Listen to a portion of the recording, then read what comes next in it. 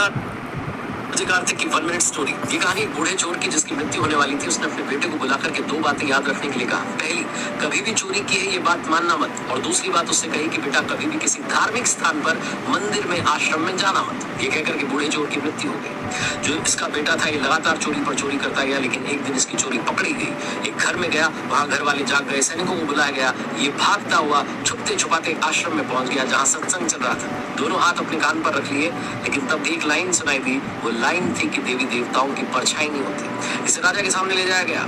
राजा ने कहा कि कारागार में डाल दो, इससे उगलवाओ किसने चोरी की है, लेकिन मानने को तैयार नहीं। तो राजा ने एक युक्ति जो है सोची।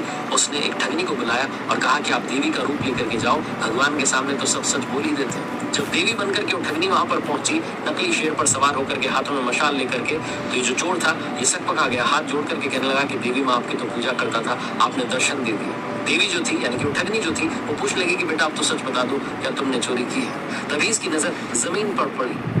मशाल की जो रोशनी हो रखी थी, प्रकाश था। इसने देखा कि वो जो देवी आई हैं उनकी तो परछाई बन रही है। ये समझ गया कि देवी देवताओं की परछाई नहीं होती, ये मेरे साथ ठगी का खेल खेला जा रहा है। इसने कहा माँ अगर मैंने चोरी की होती तो आपको तो पता ही होता।